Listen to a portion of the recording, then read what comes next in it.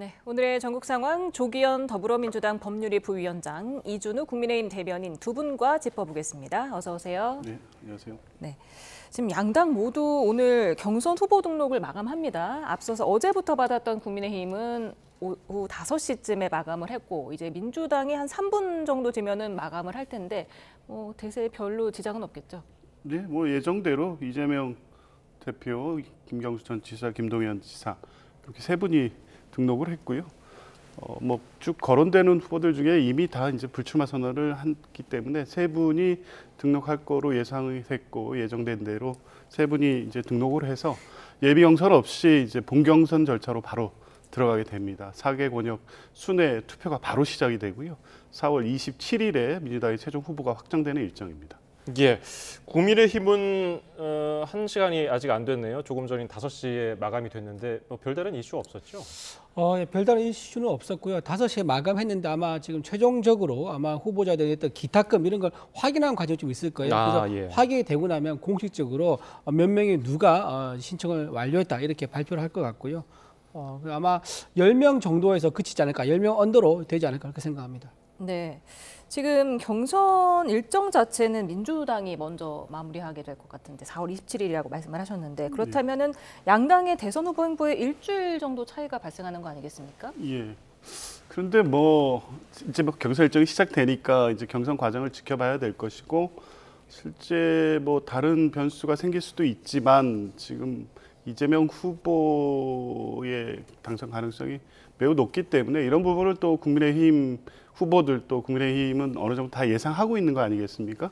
그러니까 먼저 확정이 된다고 해서 국민의힘 경선 일정에 어떤 다른 변수가 될 가능성은 높지 않아 보이고요.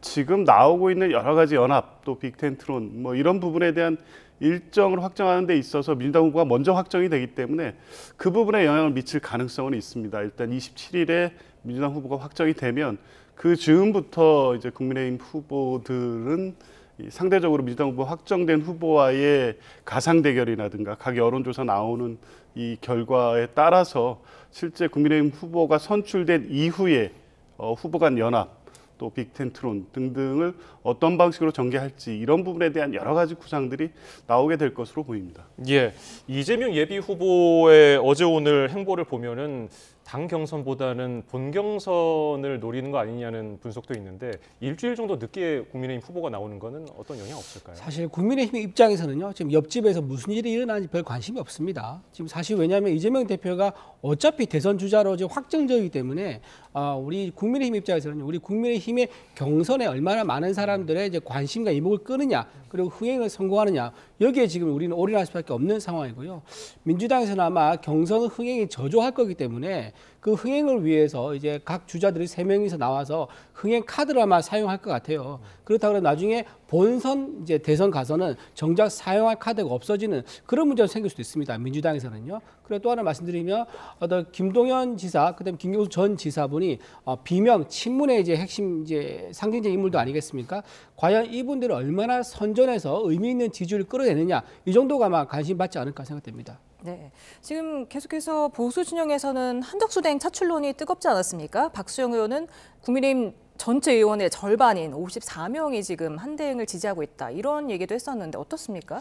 그거는 이제 아니고요. 지금 원래 서명 받으러 갈 때 어떻게 하냐면요. 국회에서 저는 이제 보좌관 출신이기 때문에 법안에 공동발의 서명 받을 때 옆방에서 이 방에서 서명했으니까 너도 서명해라고 요청을 하고 또 이 방 가면 저 옆방에서 서명했기 때문에 너도 서명해줘 이렇게 합니다. 그러니까 50명 정도 되는 그 인원인 것은 아마도 저 A 의원이 동의했으니까 너도 참여해주라라고 하고 또 찾아서 반대로 얘기할 거예요. 그렇기 때문에 좀 많이 상당히 부풀렸을 거다라고 보고 실제로는 뭐 한 5명에서 10명 정도 뭐 동의라든가 얘기가 오가지 않았을까 그렇게 이제 추측이 되고 이건 확인된 내용이 전혀 또 없습니다. 50명 정도 되면요, 그 많은 50명 사람들이 전부 다 동시에 입을 다물고 조용히 할 수 있습니까? 제가 보기엔 훨씬 그에 못 미치는 인원이 있었을 거고 아마 박수영 의원이 주도했다 그러면은 본인이 좀 열심히 한다는 것을 좀 알려주기 위해서 좀 나왔던 얘기가 아닌가? 저는 그렇게 생각합니다. 예, 오늘 권성동 원내대표는 한덕수 대행이 국민의힘 경선에 출마하지 않는다고 언급을 했는데 지도부에서 좀 서둘러서 정리하는 모습 어떻게 보고 계십니까?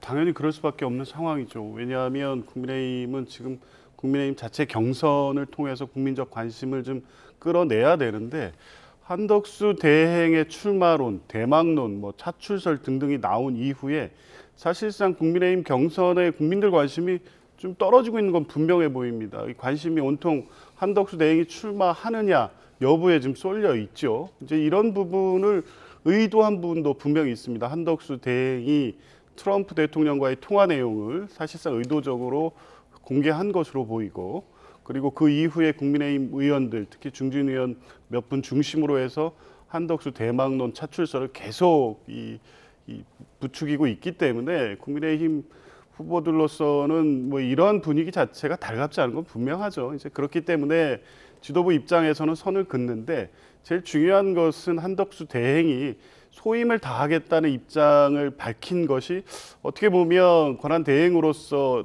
그 대선일까지의 그 대행으로서 임무를 잘하겠다 이렇게 비춰지기도 하지만 출마하지 않겠다는 명확한 입장은 또 밝히지도 않고 있습니다. 그 의미를 그 양자적으로 출마할 수도 있고 안 할 수도 있고 이렇게 해석될 수 있는 여지를 계속 두고 있기 때문에 그 원내대표가 저렇게 말씀을 하신다고 해도 여전히 한덕수 대행의 출마설은 가라앉지 않을 것으로 보이고 국민의힘 내에서 다수의 의원, 그게 쉬운 네 분이 될 거라고 저도 생각하지는 않습니다만 다른 후보의 경선 캠프에서 또 현역 의원들의 얼굴이 그렇게 많이 보이지는 않아요. 그러니까 상당수 의원들은 이번 경선 과정에서 지금 국민의힘의 유력 후보들과 같이 이 경선 선거 운동을 같이 하겠다는 의사를 또 적극적으로 표현하지 않는 걸 보면 여전히 한덕수 대행의 출마설은 계속되고 있는 것이고 국민의힘 경선 기간 동안에도 계속 될 것으로 보여져서 국민의힘 지도부도 명확하게 이 선을 긋지 않고 한덕수 대행 본인도 선을 긋지 않고 이렇기 때문에 본선 경쟁력을 위해서 한덕수 대행 카드는 계속 어떻게든 살아남기려고 노력을 하는 것 같습니다. 일단 사실관계부터 좀 먼저 말씀을 드리겠습니다. 이제 한덕수 권한대행이 트럼프 대통령과 통화했던 그런 내용이지 않습니까? 이거는 정치부 기자가 취재한 게 아닙니다. 중앙일보에 있는 외교부 출입 기자가 외교라인 미국 대사관 측을 통해서 취재해서 나온 겁니다. 그래서 한덕수 권한대행 쪽에서 대선 나갈 거냐 트럼프 질문을 받았다는 거, 그건 전혀 한덕수 라인이 흘린 게 아니라 미국 외교가 흘러나왔다는 거, 사실관계를 좀 말씀드리고요. 또 하나 지금 한덕수 대행께서 이제 국무회의 때 나는 마지막 소명을 다하겠다고 얘기했거든요. 근데 국무회의 때 15, 6명의 장관들이 참여를 합니다. 그 자리에서 자기가 본인 소명을 받겠다는 게 뭡니까? 장관들 모아놓고 지금 쌓여있는 현안, 대선 관리, 사건 사고 방지하는 거, 그다음에 지금 이제 추경 예산 편성하는 거, 그다음에 관세 정책에 대응하는 거, 그다음에 산불 피해라든가 땅 꺼짐 현상, 싱크홀 이런 거 대응할 현안이 되게 많습니다. 거기에 대한 소명을 다하겠다는 게 국무회의에서 했던 말이기 때문에 그 의미가 있는 거죠. 그럼에도 불구하고 지금 민주당에서 계속 한덕수 차출로 얘기한 거는 아마도 국민의힘의 분열을 좀 희망하는 게 아니겠느냐, 저는 그렇게 생각하고요. 그 권성동 원내대표가 지금 공식적으로 안 나온다고 입장을 밝힌 이유는 당 지도부가 아닌 일반 이제 의원들이 얘기를 하게 되면 한덕수 권한대행이 나올 수 있다는 불씨가 계속 살아있다는 오해를 받을 수 있거든요. 그래서 확실하게 선을 긋고 명확한 입장을 밝히기 위해서 권성동 원내대표가 한덕수가 안 나온다 입장을 밝힌 거다, 이렇게 이해하시면 될 것 같습니다. 경선 출마는 이미 끝났기 때문에 할 수 없는 거고요. 그렇죠. 그렇다고 대선 출마를 안 하겠다는 말은 언급을 안 한 상황인데 그럼 대선 출마할 가능성이 아예 없다고 보시는 겁니까? 지금 오늘 원내대표가 정리를 했지 않습니까? 대선 출마를 안 한다라고 얘기를 했었고요. 경선 출마를 안 하는 경선 출마 죄송합니다. 경선 출마 안 한다고 얘기했었던 거고요. 대선에 대해서는 지금 아까 말씀드린 대로 지금 마지막 소명을 다한다고 했기 때문에 그 마지막 소명은 누구나 국민들은 다 알 거라 봅니다. 본인이 이제 관료 생활 40년 가까이 했었었고 이제 노무현 정부 때도 이랬던 국무총리, 그리고 윤석열 정부의 처음이자 마지막 국무총리로 해서 관료 생활의 마지막 소명이라는 것은 대선 관리를 잘해서 끝내는 거, 아마 이거 이상의 다른 거는 생각하기 어렵다. 저는 그래 봅니다. 예. 경선은 출마하지 않는다. 그러면은 무소속 출마 뒤에 단일화가 가능하겠느냐? 이런 시나리오는 어떻게 보세요? 그 가능성을 열어뒀기 때문에 권성동 원내대표의 메시지도 이렇게밖에 나올 수 없는 겁니다. 그럼 누구나 뭐 예상한 거 아니겠습니까? 14, 15일 오늘까지가 이 경선 후보 등록일인데 한덕수 대행이 이 총리직을 사퇴하고 경선 후보 출마한다. 이 일정이 불가능할 거라는 건 이미 기정사실화돼 있었기 때문에 권성동 대표가 경선 출마 안 한다는 메시지는 뭐 사실 그냥 쉽게 얘기하면 하나마나한 메시지죠. 이게 대선 출마를 안 한다는 그 의지로 비춰질 수는 없고요. 국민의힘 후보들 내에서 자꾸 한덕수 차출론 출마설이 나오니까 경선 일정을 앞두고 이제 그런 부분을 정리하기 위한 메시지인데 그 말씀을 하는 과정에서도 한덕수 대행의 대선 출마설에 대해서 명확히 선을 긋지 않고 있는 것은 그 가능성을 계속 열어놓겠다는 것이고 한덕수 대행 역시 국무회의 발언은 두 가지로 다 해석되고 있는 겁니다. 지금 그럴 수밖에 없는 상황이고 이제 그게 아니라고 하면 한덕수 대행이 국무회의에서 명확하게 대선 출마는 없다고 선언하면 끝날 문제입니다. 그런데 불씨를 스스로 남겨놓는 거 아니겠습니까? 그러니까 국민의힘 지도부나 한덕수 대행이나 여전히 출마 가능성을 열어놓고 향후의 어떤 여론 추이를 지켜보고 있다. 이렇게 해석될 수밖에 없는 상황입니다. 네, 지금 반명 빅텐트론까지 나오고 있는데 이 부분은 어떻게 보고 계십니까? 저는 이제 한덕수 대행의 출마 여부는요, 저는 민주당이 좀 키를 가지고 있다고 생각을 합니다. 왜냐하면은 민주당에서 지금 한덕수 권한대행을 재탄핵하겠다라고 한번 얘기를 했지 않습니까? 근데 한덕수 대행 입장에서 생각해 보시면요, 본인은 여기서 마지막 소명을 다 하고 싶어 합니다. 그런데 만약에 민주당에서 재탄핵을 추진했다, 그러면 어떤 계기가 마련되죠?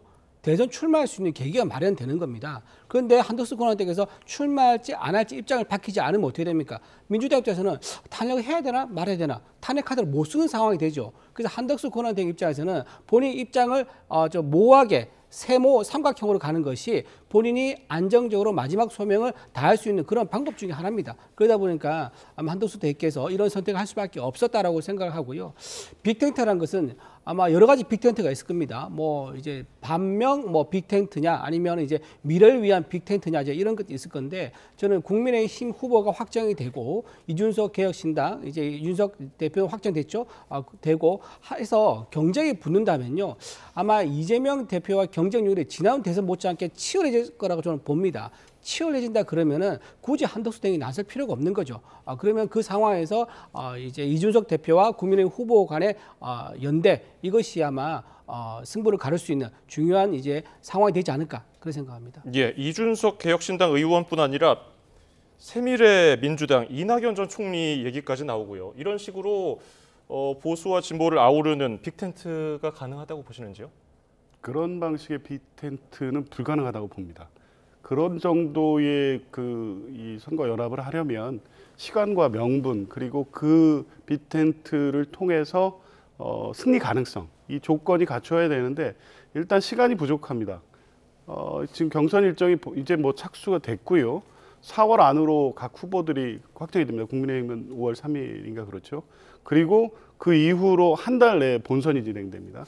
물론 본선 경선 후보가 각 당의 본선 후보가 확정이 된 이후에도 후보 간 합종 연행 연대 시간은 남아는 있지만 지금 얘기하는 빅텐트 그러니까 새미래 등 과거 민주당에 있다가 떨어져 나가서 새로 당을 하시는 분들까지 연합하기 위해서는 반 이재명이라는 명문만 갖고는 사실상 어렵습니다. 그런 연대를 통해서 사실상 뭐 새로운 보수 세력의 구축, 보수 혁신 뭐 이런 정도의 가치 연합까지 가야 되는데 반 이재명이라는 이 명분만을 가지고 이런 식의 빅텐트 내지는 선거 연합을 한다 한들 국민들의 관심을 끌 수 있겠습니까? 그러니까 빅텐트 또 그런 연대론의 시나리오가 나왔을 때 여론의 추이가 이것이 이재명 후보가 만약에 민주당 후보로 확정이 된다면 이 대결 구도에서 꽤 의미 있는 이 결과로 나와야 되는데 그럴 가능성이 높지 않기 때문에 그거는 어려울 것 같고요. 이준석 의원과의 후보 간 어떤 연합 이런 시나리오는 여전히 살아있죠. 근데 유승민 전 의원이 어떤 식으로 이후에 이 대선에 참여할 것인가 이런 문제의 변수는 남아있지만 민주당 일각 또 새미래 등 과거 민주당을 같이 했던 분들까지를 다 포괄하는 빅텐트로는 현실적으로 불가능하다고 봅니다. 네. 저는요 그 중도층과 이제 무당층이 움직이면 이제 굉장히 큰 변화가 올 거라 생각하고요. 지금 이재명 대표의 지지율이 중도층과 무당층과 비슷한 그런 상황이거든요. 이런 상황에서 하나가 더 있습니다. 절대 이재명은 안 된다는 또 세력이 있습니다. 이렇게 중도층과 무당층 절대 이재명 안 된다. 이렇게 해서 이게 묻고 그다음에 국민의힘에서 후보가 나와서 묻고 이렇게 해버리면요. 저는 빅텐트가 아니라 빅웨이브가 만들어질 것이다. 그래서 현재 이제 앞서가고 있는 이재명 대표의 어떤 절대적인 흐름이 굉장히 반전될 가능성이 저는 상당히 높아 보인다. 그렇게 말씀드립니다. 네. 그런가 하면 경선 불참을 선언한 오세훈 서울시장에게 러브콜이 좀 쏟아지는 모양새입니다. 내일 김문수 전 장관 그리고 안철수 의원이 잇따라 만나지 않습니까? 지금 제일 몸값이 높은 사람이 아마 오세훈 시장일 것 같습니다. 오세훈 시장의 장점이 중도와 보수표를 다 가지고 있다는 거예요. 그래서 이번에 나오게 되면 상당히 중도와 보수에서 역할을 할 것이다 생각했었고, 유승민 전 의원은 이제 중도층에서 소구력이 있는 거고요. 그다음에 윤상 의원도 지금 불출마 선언했지 않습니까? 이번 우파에서 영향이 있는 분인데, 오세훈 시장, 유승민 전 의원 다 포함해서 윤상현 포함해서 모든 분들이 전부 다 콜을 다 받고 있을 겁니다. 김문수 의원이나 홍준표 시장이나 또 나경원 의원 간도 아마 이제 서로 소통하는 그런 관계가 될 것 같은데, 누가 오세훈 시장을 품느냐, 이게 아마 첫 번째 관문을 통과하는데 중요한 포인트. 그러니까 4명 안에 들어가는 게 지금 가장 중요한 거거든요. 4명 안에서 안착을 하느냐는 오세훈 시장을 품느냐 마느냐, 이걸로 뭐 갈릴 가능성이 높아 보입니다. 혹시 좀 예상 가능한 인물이 있을까요?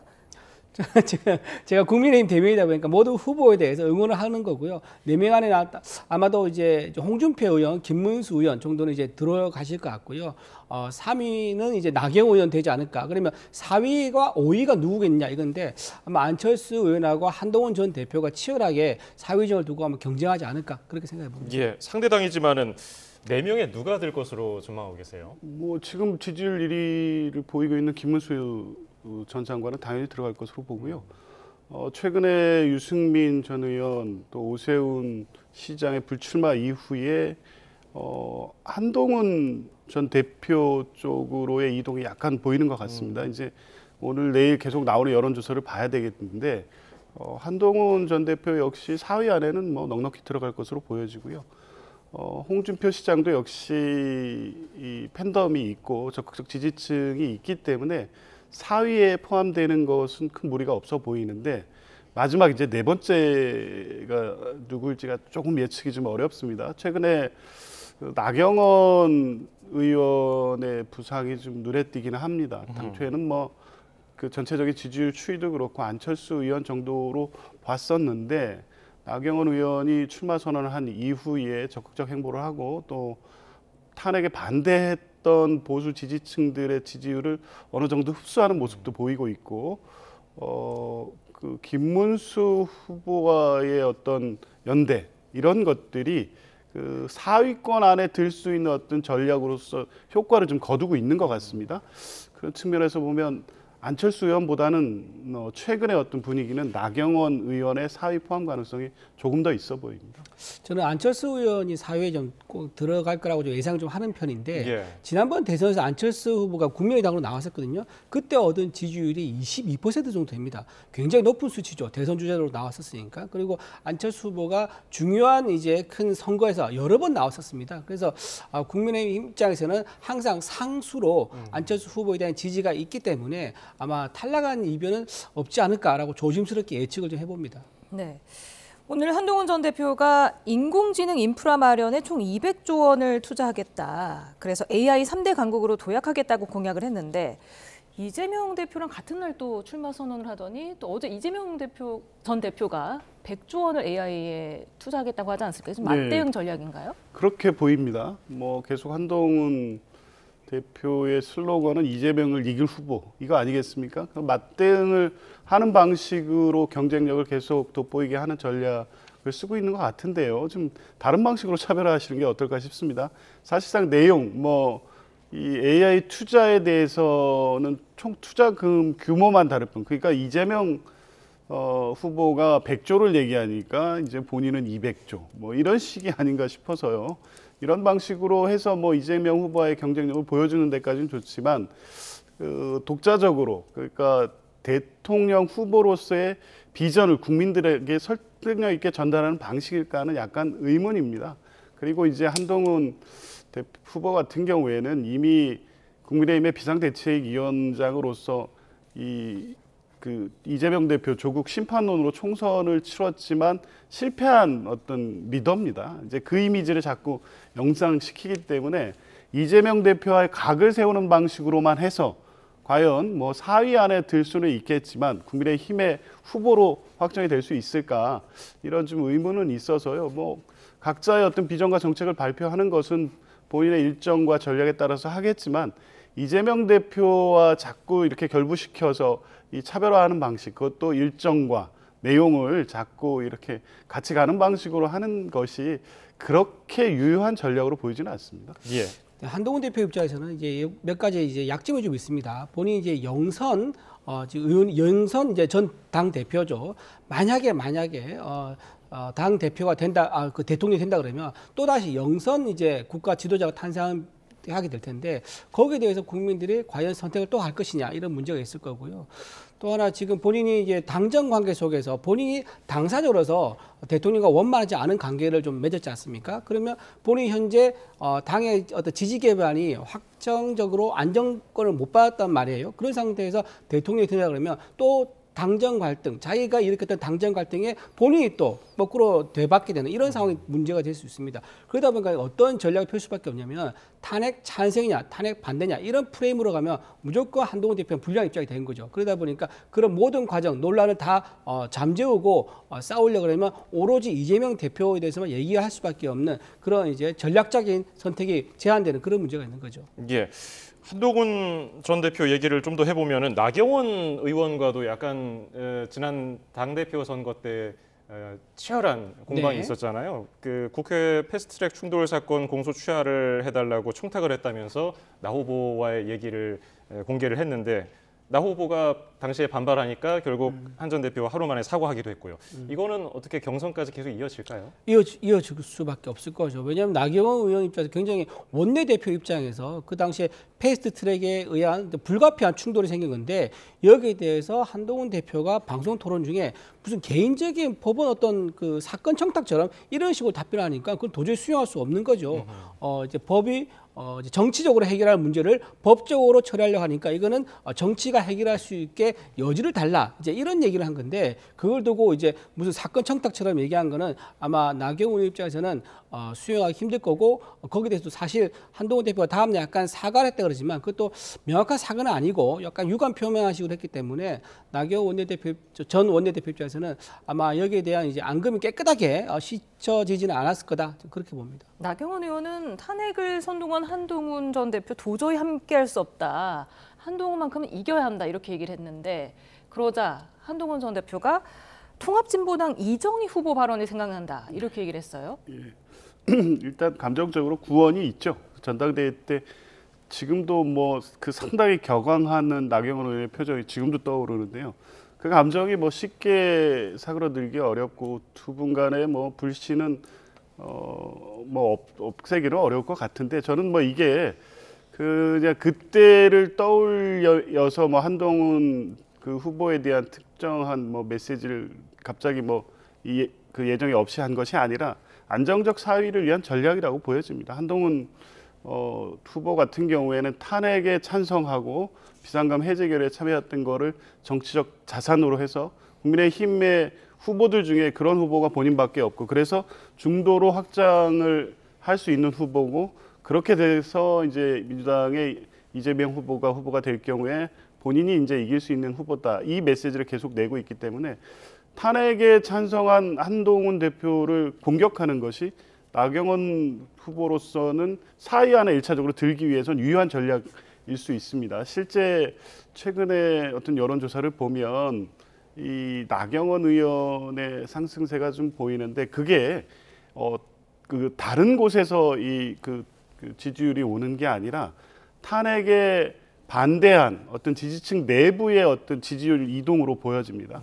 그러면 한동훈 후보를 공격하는 것이 탄핵에 반대한 그 국민의힘 지지자들 입장에서는 나경원 후보를 적어도 사회 안에 포함시켜서 우리 후보들의 어떤 이 가능성을 더 높이는 게 필요하겠다라는 여론이 형성될 수 있다고 판단한 것 같고요. 그래서 한동훈 후보를 공격하는 것이 탄핵에 반대한 국민의힘 지지층에게 소구력이 있다고 판단한 것 같고요. 어느 정도 효과가 있을 것으로 보입니다. 그래서 이건 뭐 그냥 어떤 감정적 발언, 과거에 어떤 있었던 악연에 대한 어떤 표현이 아니라 이번에 그 국민의힘 1차 경선에 굉장히 전략적 고려와 판단을 해서 한 발언이 아닌가 싶습니다. 예, 적당한 긴장감은 이제 경선의 흥행에 도움이 될 텐데 이게 갈등의 영역으로 넘어가게 되면은 약이 될까 독이 될까 어떻게 전망하세요? 진흙탕 싸움으로 안 가야 되죠. 이제 그게 가장 중요한 건데 아마 지금 국민의힘 경선은요 아마 모든 사람들에게 눈과 귀를 이제 사로잡는 그런 아주 관심도가 높은 흥행이 사실상 보장되는 그런 경선일 거라고 저는 봅니다. 왜냐하면 이번에 지금 우리가 탄핵의 강을 건너느냐 그리고 이제 불안정한 일단 국가 지도자의 탄생 우리가 막느냐 그래서 막고 극복하고 미래로 가느냐 이런 중요한 순간이기 때문에요. 더군다나 또 중요한 이번 대선에서 프레임 중 하나가 뭐냐면 미국을 선택할 것이냐 중국을 선택할 것이냐 또 이런 문제가 또 있습니다. 그러다 보니까 지금 이재명 대표가 그동안 과거에 했던 발언들 뭐 예를 들면 이제 반시장주의적 발언 있지 않습니까? 재벌이나 대기업 해체에 정치 세력에 걸겠다 이런 것도 나중에 본선거에 가면 굉장히 큰 이슈가 될 겁니다. 이제 그런 것들 굵직굵직한 민주당과 이재명에 대한 이슈가 있기 때문에 저는 국민의힘 경선은 경선대로 이제 잘 치러지게 될 것이고 본 경선 넘어가게 되면은 아마 국민의 어떤 이제 눈과 귀를 다 끌어모으는 그런 이제 집중력이 높은 아주 밀도가 높은 그런 대선이 될 거다 저는 그래 봅니다. 오늘 이철우 경북지사와 김문수 전 장관이 박정희 전 대통령 기념관을 찾았고요. 또 안철수 의원도 예전에 박정희 전 대통령 생가를 방문하고 또 대선 출마를 할 때도 언급하지 않았습니까? 이유가 뭐라고 보시는지요? 정통 보수 후보들이 뭐 박정희 전 대통령이라든가 과거 대통령들을 찾아가는 거는 뭐 지지층에 대해서 당연히 뭐 호소하는 입장에서 필요한 일정이었고 계속 그렇게 해왔죠. 근데 저는 지금 이준호 대변인 말씀하셨지만 국민의힘 경선이 화제성은 있지만 일반 국민들의 큰 관심을 끌지 못하고 있다고 봅니다. 한덕수 대행의 무소속 출마 또 단일화까지 여러 가지 시나리오가 나오고는 있지만 그들만의 잔치 이렇게 보입니다. 왜냐하면 지금 이번 조기 대선은 윤석열 전 대통령의 비상계엄 내란 사태로 촉발된 것이고요. 그 부분에 대해서 국민들의 엄중한 심판이 있었고 헌법재판소의 파면 결정이 있었습니다. 그러면 정상적인 정당이라면 윤석열 전 대통령과의 관계를 어떻게 할 것인가? 당연히 절연하고 이번 대선에서 새로운 보수의 미래를 보여주겠다. 이것이 경선에서의 서로 이슈가 돼야 되는데 오히려 윤심 경쟁을 하면서 이번 경선 레이스가 시작이 됐습니다. 국민들은 이미 그때 이 당에서 나오는 후보에 대해서 거기에 한덕수 권한대행을 더해서 고민한다고 해도 큰 관심이 없습니다. 그러니까 국민의힘 안에서는 시끄럽고 여러 얘기들이 나오고 있지만 이게 경선을 거쳐서 이 대선 본선까지 이어지는 흥행 요소라고 저는 전혀 보이지 않거든요. 그래서 지금이라도 사실 뭐 한동훈 전 대표가 됐든 아니면 다른 후보가 됐든 지금 피고인으로서 재판받는 윤석열 전 대통령과의 관계를 명확히 하고 이후에 우리 보수는 비상계엄 내란에 대해서 철저히 반성하고 거기서부터 출발을 해서 국민들이 원하는 보수 정당의 미래를 보여주겠다. 내가 그런 후보다. 이렇게 승부를 해야지 여전히 애매모호한 태도로 윤석열 전 대통령을 지지했던 사람들을 어떻게든 끌고 가겠다는 방식으로 경선이 계속 치러진다면 뭐 흥행은 이 본인들끼리의 화제성은 있어서 떠들썩해 보이겠지만 국민적 관심을 끄는 흥행까지 이어지기는 어렵다고 봅니다. 예.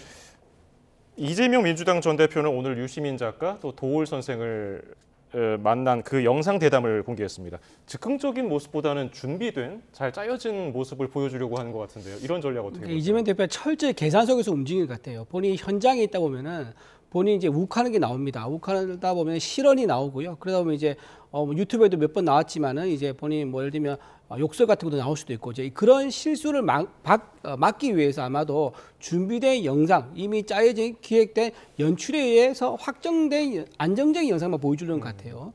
그리고 지금 뭐 지난번에 왜 그 본인 대선 출마하면서 무채색 옷을 입고 뭐 영상을 또 보여주지 않습니까? 거기에서 굉장히 파란색 계열을 하나도 드러내지 않습니다. 그 의미가 뭐냐면 본인은 이제 좌파라든가 진보가 아니라 상당히 중도층에 와 있다 이런 신호를 주려고 그런 것 같은데 제가 보기에는 이게 국민들 잘 잊지를 않을 것 같아요. 본인이 했던 과거의 강성 발언들 이게 본격적으로 대선 시작되면 그게 다 소환이 될 겁니다. 각종 커뮤니티나 유튜브에서 이거는 잠깐 짧게 국민들의 어떤 이미지를 혼란을 줄 수 있겠지만 먹히지는 않을 것이다. 그리고 유시민 전 작가와 함께한 것에 대해서 저는 좀 약간 의아하던데 유시민 전 의원이 옛날에 이랬었거든요. 홍준표 전 홍준표 그 당시 자유한국당 이제 대선 후보였죠. 그분이 출마했을 때 홍 후보가 그때 이제 재판 하나를 받고 있었습니다. 재판 중인 상황에서 대선 후보 출마했었는데 그때 유시민 작가가 국민들이 불안해서 뽑아 주겠느냐라고 했습니다. 근데 지금 이재명 대표는 재판 5개나 받고 있습니다. 거기에 대해서 지금 이재명 대표가 그러면 이제 그 유시민 전 의원은 이재명 대표가 나온 것에서 5배 더 불안해야 되는 상황인데 같이 영상을 찍는다는 건 좀 의아한 생각도 들고요. 또 이제 나이가 60이 넘어가면 머리가 제대로 작동 안 될 거다 이런 말도 했었는데 지금 이재명 대표가 올해 딱 60입니다. 이런 이제 과거 했던 발언들이 있는데도 불구하고 같이 모여서 영상에 나왔다는 거 아마 국민들의 과거 했던 발언들을 다 보면서 좀 여러 가지 생각하지 않을까 생각합니다. 네, 이재명 전 대표의 책 결국 국민이 합니다가 오늘 발간이 됐고 또 김민석 최고위원의 신간인 이재명 관찰기가 다음 주에 나온다고 하는데요.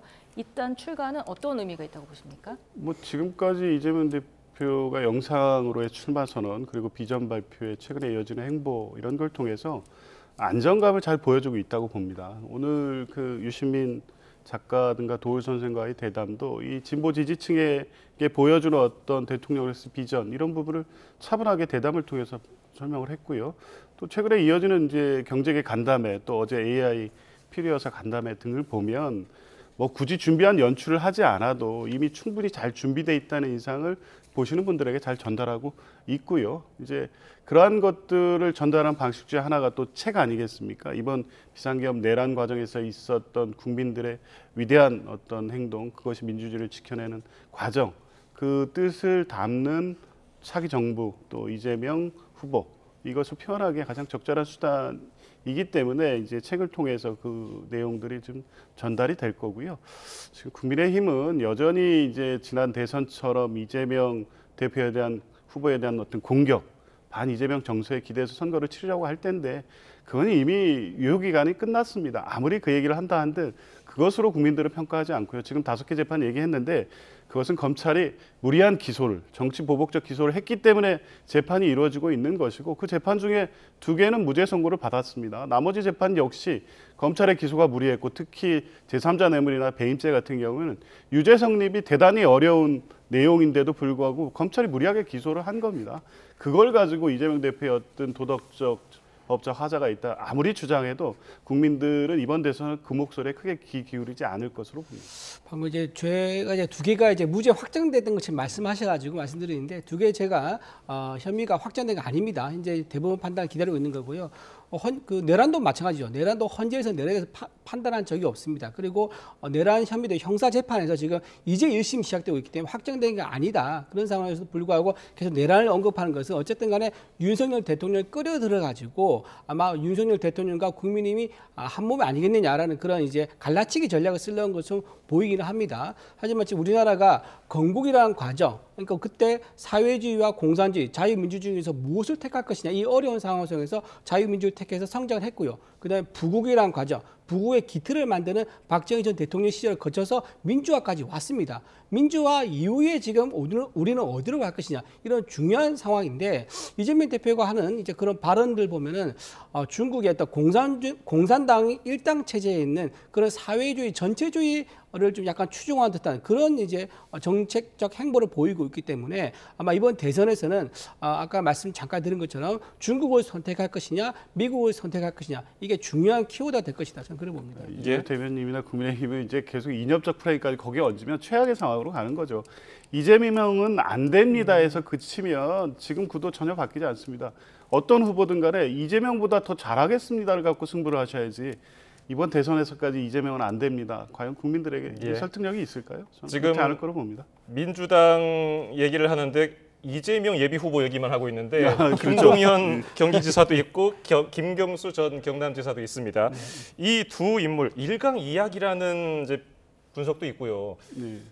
향후의 흥행은 어떻게 전망하십니까? 이번 경선은 매우 짧은 일정 중에 진행되기 때문에 그리고 누가 보더라도 여론 지표상에 이재명 후보가 앞서가는 것은 분명하기 때문에 흥행적 요인보다는 그 자체가 꽤 의미 있는 경선으로 될 것으로 봅니다. 김동연 지사 같은 경우에는 이재명 대표와의 차별화, 이제 그 차별화하는 비전을 어떻게 제시할 것인지에 대해서 당내 일각에서 또 관심 있게 지켜보는 뭐 분들이 또 분명히 있고요. 김경수 지사 같은 경우에도 이재명 후보와는 좀 다른 어떤 비전과 정책 또 민주당의 미래에 대해서 얘기를 하고 있기 때문에 김경수 지사는 뭐 이번 대선에서의 경선 후보이기도 하지만 민주당의 미래로서의 본인의 포지션을 잡는 경선이기 때문에 이재명 대표를 지지하는 분이 당내에 여전히 많고 당원들의 지지를 많이 받고 있지만 그렇지 않은 분들도 분명히 있거든요. 아마 이번 경선 과정을 통해서 그런 힘들을 뭐 하나까지 다 모아가는 과정이 될 거고요.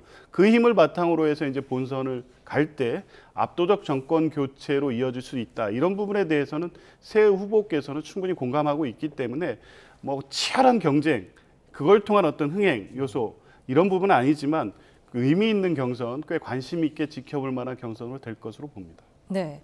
그런가 하면 국민의힘 홍준표 전 대구시장이 개헌과 또 청와대 복귀를 오늘 공약하지 않았습니까? 이제 한남동 관저로 다시 돌아가겠다는 후보는 없어 보여요.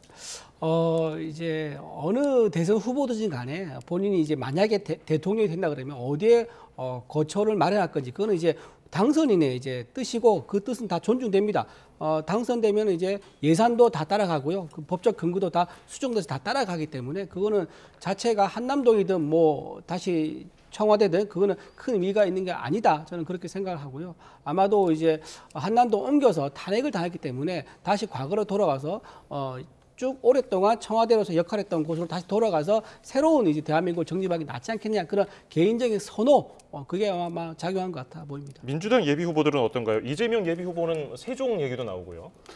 뭐 장기적으로는 세종 이전이 필요하다 검토해 보겠다는 입장이고요. 근데 당장의 뭐 실행하기는 좀 어렵기 때문에 일단은 검토되고 있는 것은 청와대로 돌아가는 것을 가장 많이 유력하게 검토하고 있는 것 같습니다. 용산은 이 상징적인 것도 돌아갈 수 없는 부분이 분명히 있고요. 실제 이 보안상의 문제도 이미 발생했지 않습니까? 그런데 여러 가지를 고려할 때 대통령실로 용산 대통령실로 다시 들어가는 것은 쉽지 않아 보이고요. 가능하면 빠른 시간 내에 청와대로 돌아갔을 때 어떤 다른 문제가 없는지를 확인하고 검토한 후에 그 방향으로 가는 것이 맞지 않겠나 이런 검토들이 이루어지고 있는데 근데 실제 이제 대선이 끝나면 바로 임기가 시작되기 때문에 이 부분은 후보들 간에 국민의힘 후보로 확정되는 분 또 민주당 후보로 확정되는 분 간에 사전에 선거 과정에서 미리 그 부분에 대한 의견이 일치가 된다고 하면 사전에 합의해서 임기 시작 전에 어떤 후보가 되더라도 청와대로의 복귀 이 부분을 상정해 놓고 미리 준비하는 것도 좋은 방법이 될 수 있을 것 같습니다. 예, 오늘 말씀 여기까지 듣죠. 조기현 민주당 법률위 부위원장, 이준우 국민의힘 대변인이었습니다. 감사합니다. 감사합니다.